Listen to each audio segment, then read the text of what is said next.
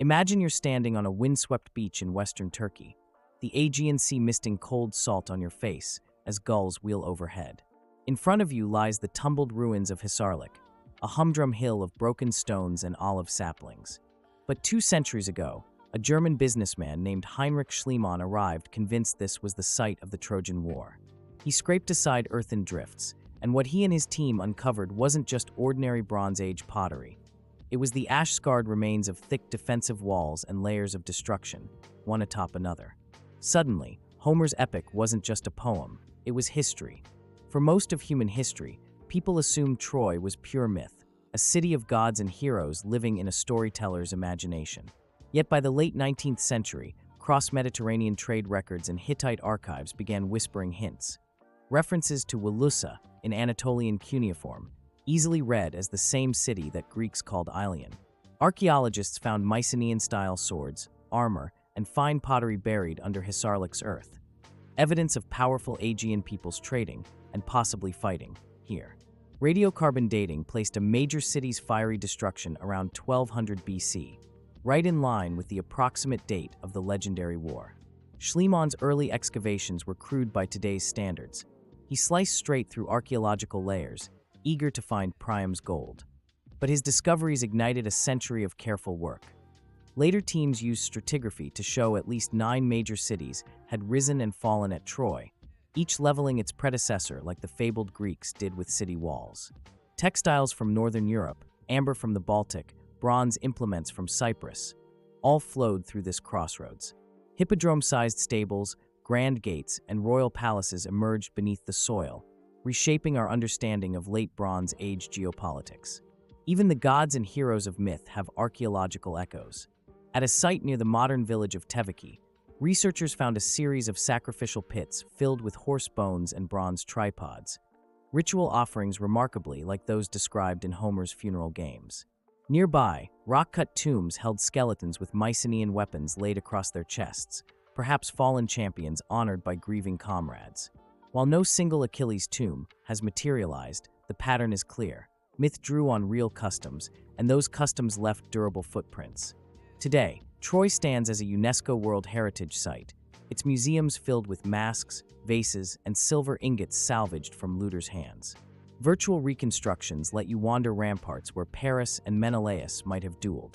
And every year, tourists flock to see the remains of that ancient war, a war once thought fiction, now taught in history classes around the globe. In the next chapter, we'll dive beneath the ocean waves to examine Atlantis, Plato's lost island, and explore whether seismic upheavals and sundering seas really did swallow advanced civilizations in a single night and day.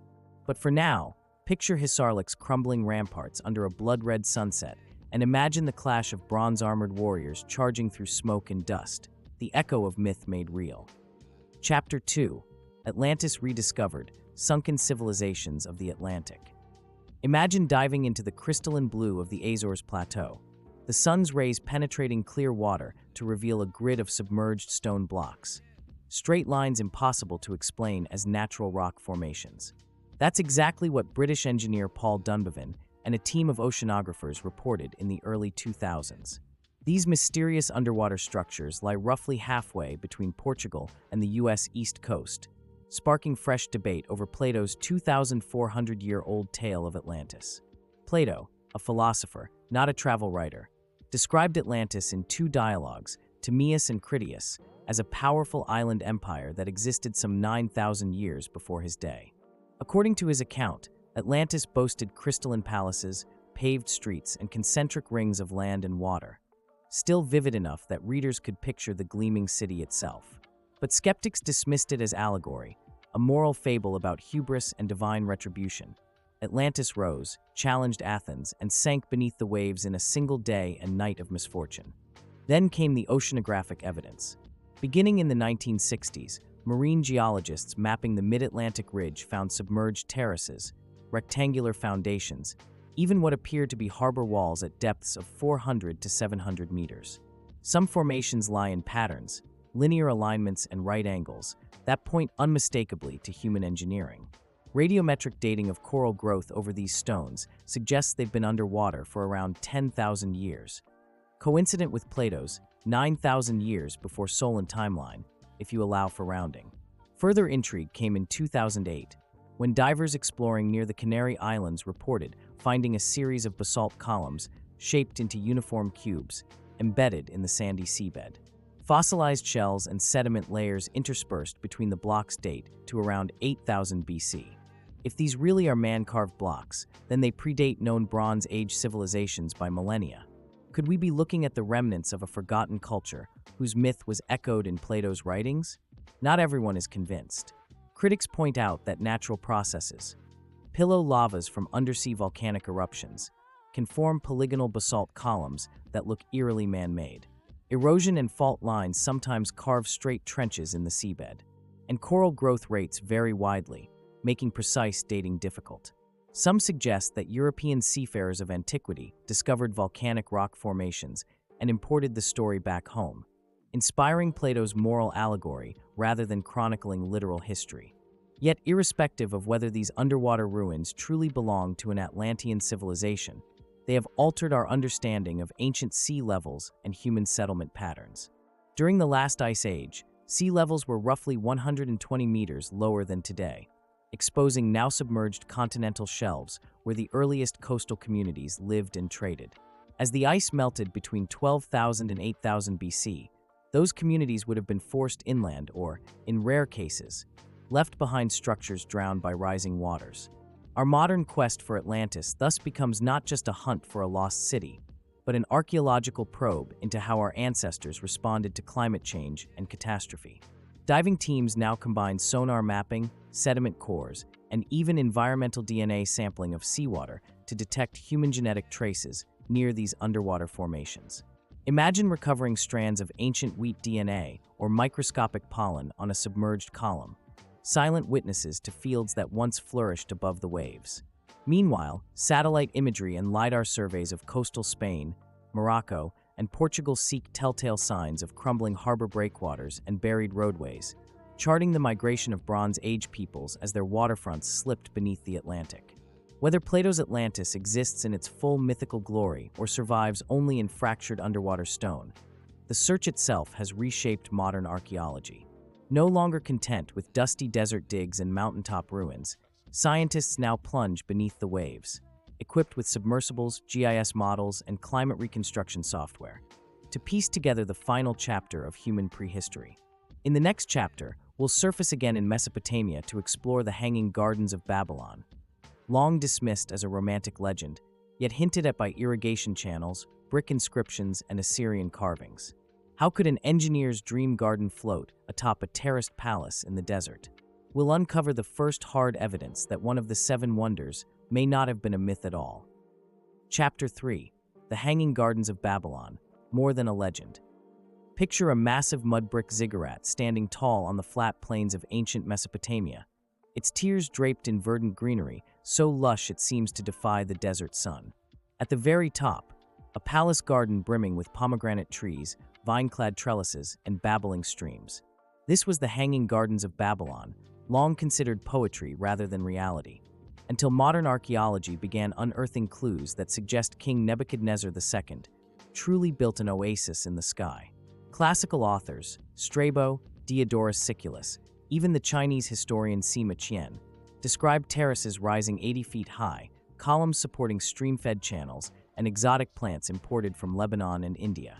Yet for centuries, no physical trace appeared in Babylon, now a windswept ruin near modern Hilla, Iraq. Many scholars theorized the gardens were literary invention, a symbol of royal power and nostalgic luxury. Then, in the 19th century, English archaeologist Hormuzd Rassam uncovered a massive vaulted chamber near the northwestern palace of Nebuchadnezzar. Beneath layers of sediment lay a vaulted brick cistern with rows of large, spouted aqueducts, clearly designed to lift water upward. Each masonry block bore stamped inscriptions, "Property of Nebuchadnezzar, King of Babylon."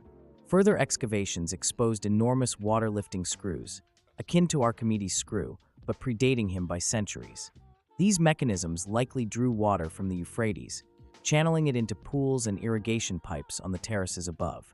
Complementing this hydraulic marvel, archaeologists mapped a series of deeply cut wells and channels radiating from the Euphrates toward the palace complex. Soil samples from these ancient channels revealed mineral deposits characteristic of prolonged water flow and nutrient runoff. Exactly what you'd expect if lush gardens drained and replenished daily. Even pollen grains from oak, pine, and almond, species not native to Mesopotamia, turn up in core samples, indicating that botanical specimens were brought in and cultivated in a controlled microenvironment.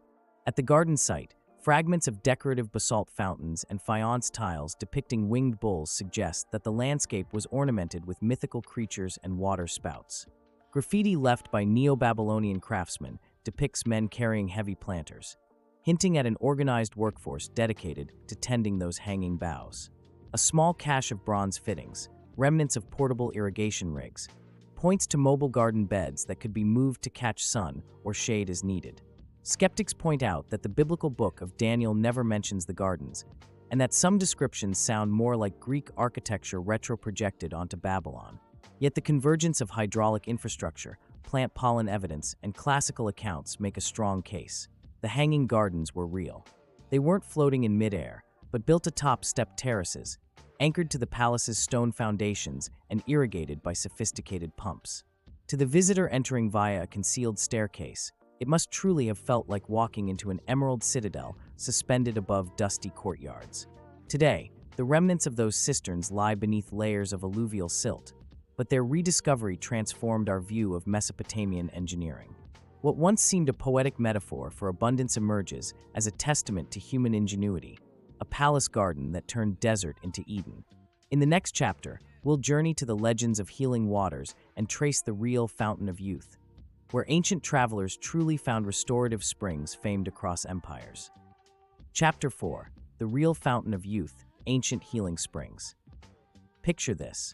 You've marched across parched desert dunes, your throat cracked from dust, until at last you stumble into a hidden canyon. There, steaming mist rises from a jade-green pool carved into the rock, and a faint sulfuric scent drifts on the breeze. Locals call it Zacatecas, or waters that revive the body. Travelers from Roman legions, medieval crusaders, and Inca messengers all spoke of similar springs, natural fountains believed to reverse age, heal wounds, and restore vigor.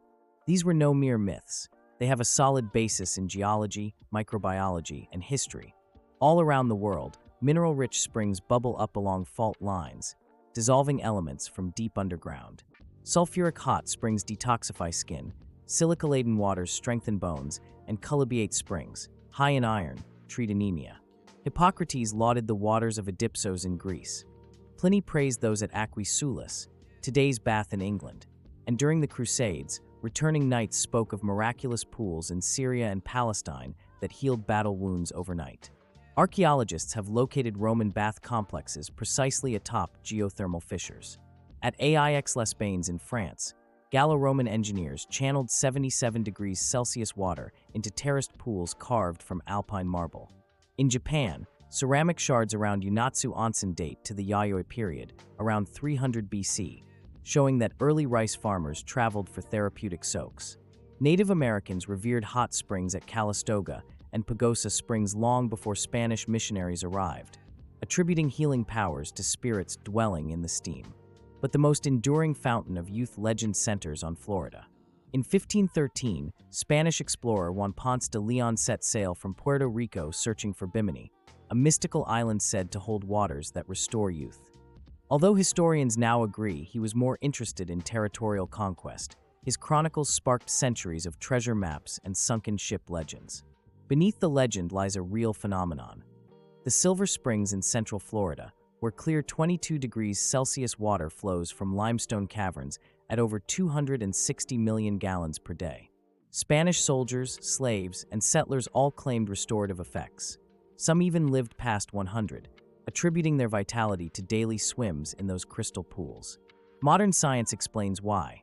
The spring's constant temperature and mineral content stimulate blood flow, soothe arthritis, and kill harmful bacteria.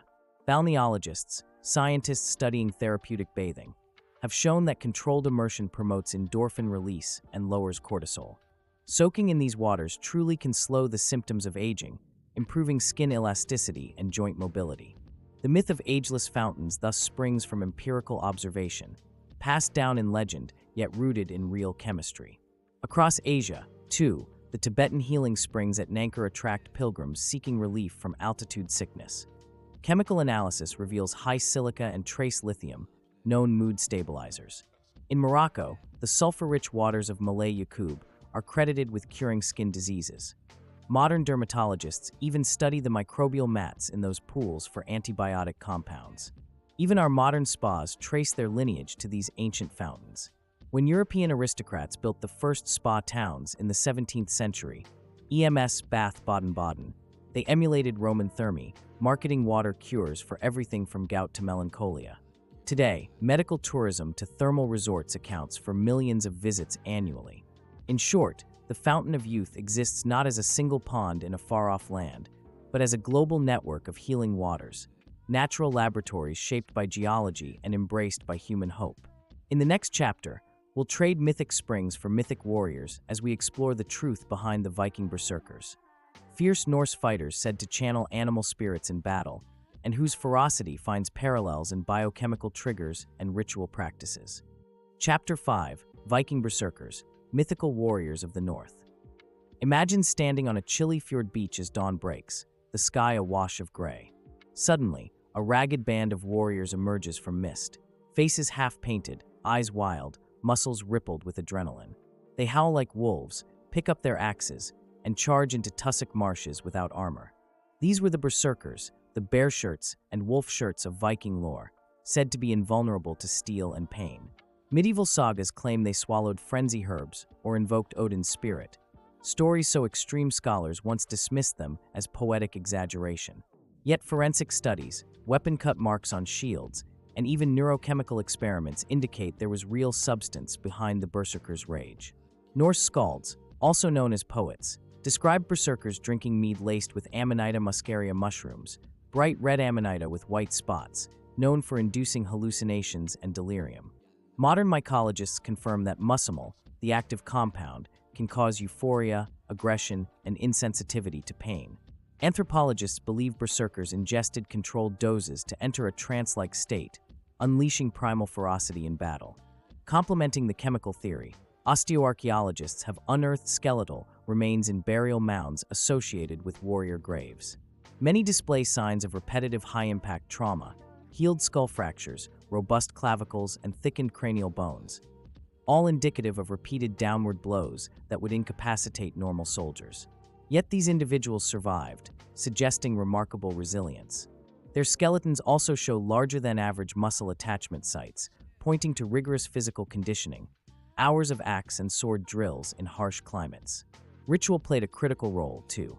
Sagas recount Berserkers performing ceremonies before battle, licking wolf skins, chanting Odin's name, and dancing in circular patterns to induce group synchronization.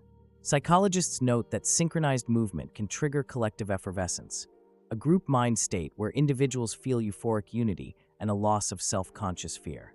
Couple that with cold exposure, high-intensity shouting, and ritual fasting, and you have a cocktail potent enough to spur near-superhuman aggression. Supporting that, battlefield archaeology has uncovered mass graves at sites like Repton in England, Viking Great Army encampments from the 9th century, with skeletons exhibiting hacking injuries inconsistent with conventional combat. Some remains reveal deep cleft wounds to shield arms, implying defenders may have been overwhelmed by Berserkers who fought without shields. Eddas reference Berserkers roaming forests post-raid, killing livestock, and sometimes neighbors in neurological overdrive. Yet not all Vikings were Berserkers. Skaldic verses admonish their unpredictability, even suggesting Odin himself whipped them into madness as a test of loyalty. Kings sometimes outlawed Berserkers, fearing their uncontrolled violence could threaten social order.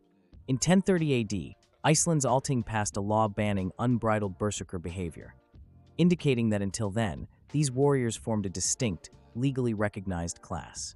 Today's extreme sports athletes, adrenaline junkies, and rage rooms may echo the ancient appeal of controlled fury. Neuroscientists studying prefrontal cortex activity during simulated Berserker states find suppressed inhibitory signals, paralleling modern fMRI scans of people on stimulants. While no one advocates hallucinogenic mushrooms in urban combat, the Berserker phenomenon reminds us how mind, body, and ritual fuse to produce extraordinary feats. In our next chapter, We'll travel south to the steamy rainforests of South America and unearth the truth behind the Amazon warriors. Legendary all-female fighters chronicled by Greek historians and rediscovered in indigenous oral traditions. How much of the myth matches reality? Let's find out. Chapter 6. The Amazon Warriors, Women Warriors in Antiquity.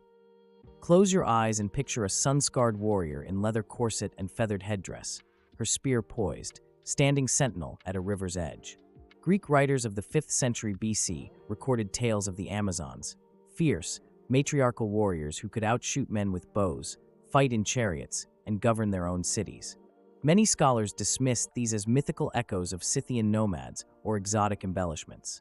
Yet archaeological finds from the Eurasian steppe and Amazon basin alike have revealed real pockets of female combatants and even entire societies where women trained as warriors. In the 1990s, Ukrainian archaeologists opened Kurgan burial mounds along the Dnieper River and discovered graves of women buried with full battle gear, bronze arrowheads, iron swords, and horse-riding equipment. Osteological analysis confirmed they had sustained battle-related injuries, healed peri-scars on forearms, blunt force trauma to skulls, and muscle attachments consistent with horseback archery. Radiocarbon dates clustered around the 5th to 3rd centuries BC. The same period Greek historians like Herodotus wrote of Amazon raids on Lydia and the Caucasus. Meanwhile, in South America, anthropologists documenting the Yanomami and Nukak peoples encountered tribes where women mastered blowguns and participated in communal hunts. Ethno-historical records from Spanish explorers, often colored by colonial bias, mention women fighting alongside men during tribal wars, their spears and wooden clubs wielded with skill. Ceramic art from ancient Moche and Chimu cultures sometimes depicts armed women alongside male warriors, suggesting that female martial roles were more common than later patriarchal narratives admitted. Genetic studies add another layer. In certain steppe populations, mitochondrial DNA lineages cluster unusually high near warrior graves, implying female lineages moved with migrating riding cultures, perhaps reflecting marital traditions that gifted warrior brides to allied chiefs. Genetic markers show women in these regions had mobility patterns similar to men, crossing vast distances on horseback. Ritual also bolstered Amazonian identity. Ancient Greek vases illustrate women performing elaborate pre-battle dances, girding swords at shrines to a war goddess, likely Ares or Mars analogs, and then ritually severing one breast to improve bow draw, though modern scholars debate whether that's literal or symbolic. In Central Asia, rock art sites depict female figures in combat garb holding lances, their attire indistinguishable from male warriors. Perhaps the most compelling evidence comes from LiDAR scans in the Amazon rainforest. Beneath the canopy, archaeologists have mapped concentric ditch and rampart enclosures, geoglyphs, spanning dozens of square kilometers. Within these earthworks lie hundreds of circular plaza sites. Excavations show that in some of these plazas, skeletons of adult women outnumber men, many sporting cranial trauma and iron arrow wounds. Pottery shards bear warrior motifs, spearheads, jaguar skins, and ritual masks, implying women played central defensive roles in these ancient polities. The Amazon warrior legend thus emerges not as pure fantasy, but as a composite of real matriarchal or mixed-gender martial traditions across continents. Whether in steppes, rainforests, or classical myth, the image of female combatants challenges our modern assumptions about gender and war. In the next chapter, we'll chase dragons, examining how real dinosaur fossils and ancient reptile encounters ignited legends of serpents and winged beasts, from China's iconography to medieval Europe's dragon slayers.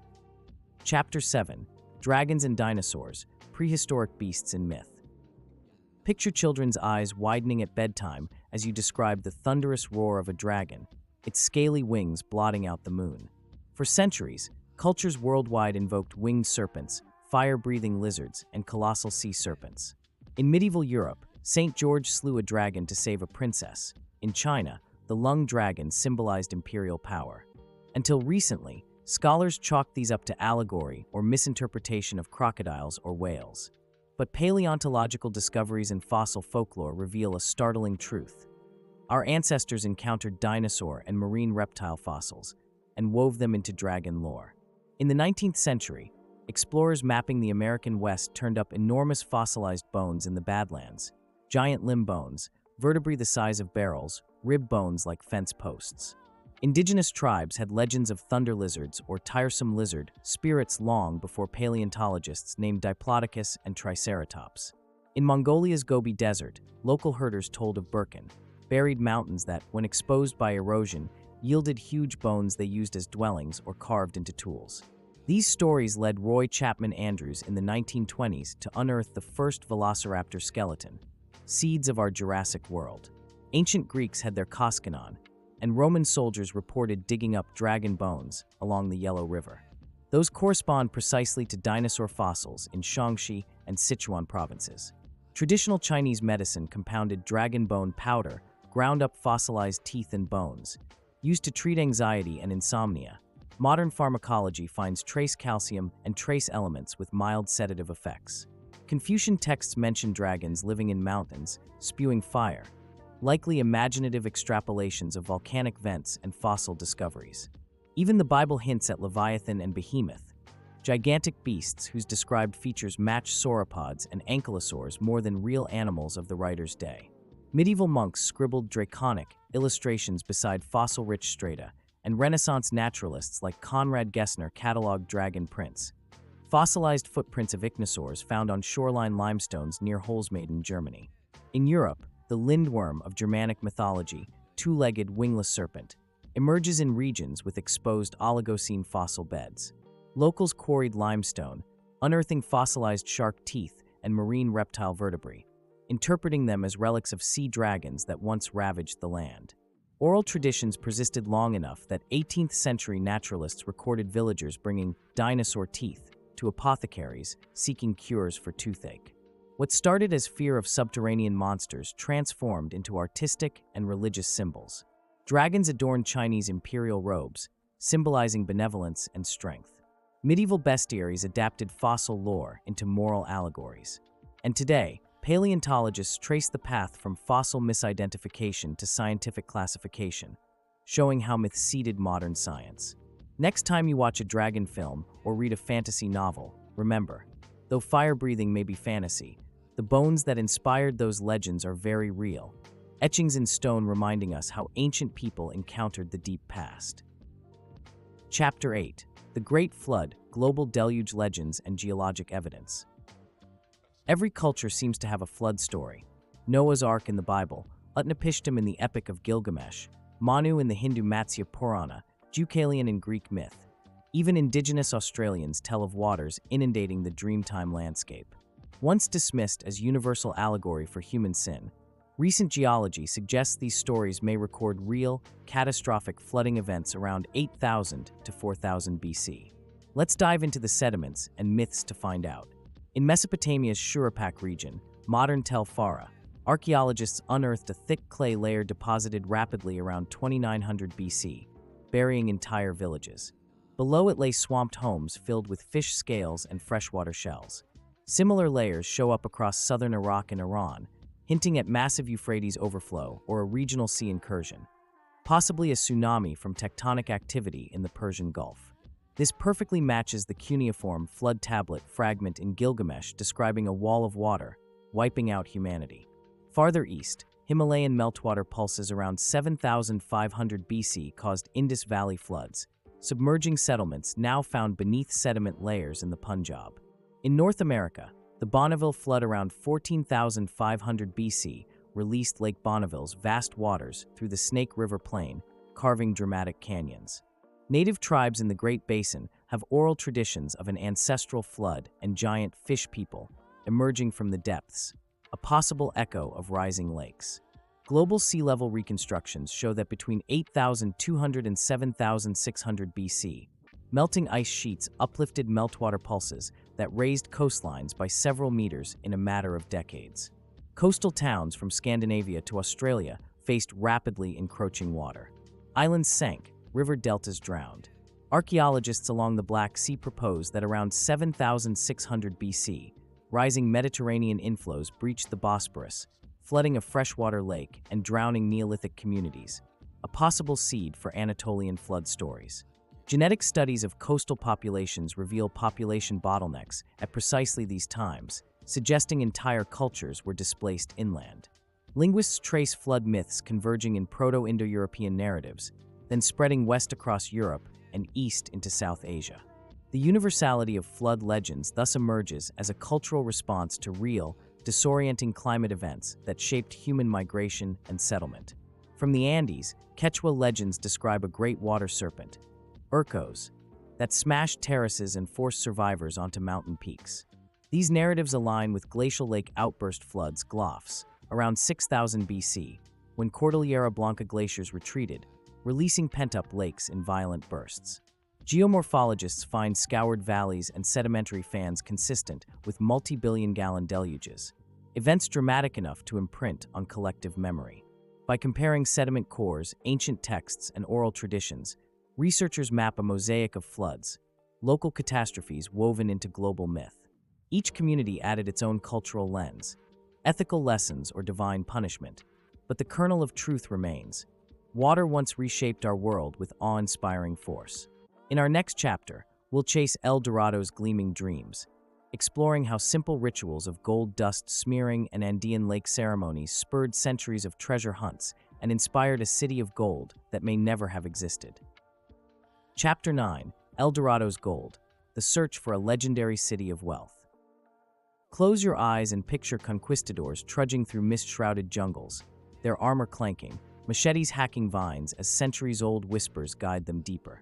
At dawn, they reach a shimmering lake's edge to witness a priest-king anointed head to toe in gold dust, raised on a raft of exotic timbers as offerings rain down from canoes.